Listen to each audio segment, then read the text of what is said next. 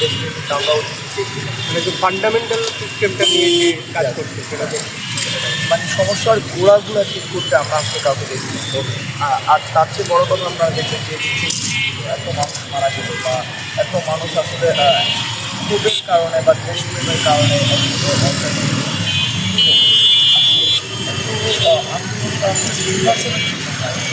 আপনারা কোনো ব্যানারে দেখেন নাই আপনারা সবগুলো ব্যানারে দেখবেন একটা বিপদে, আর তারপরে আপনারা আরও গুরুতর যে বিষয়গুলো আপনারা দেখবেন যে এত বড় একটা কী বলবো মানে এই দুই একটা লোকই কি কথা বলবে। বাংলাদেশের সবচেয়ে বড় বড় রাজনৈতিক দলগুলা, সর্ববৃহৎ দলটা, তারা কয়দিন বলছে যে গণহত্যার বিচার করা উচিত? তারা কয়টা আন্দোলনে তারা বলছে যে গণহত্যা নিয়ে তারা কথা বললো বা তাদের কোনো নেতৃস্থানীয় নেতারা কয়বার মানে কী বলবো ওরা সরকারকে প্রেশারই দিচ্ছে যে গণহত্যার বিচার করতেই হবে।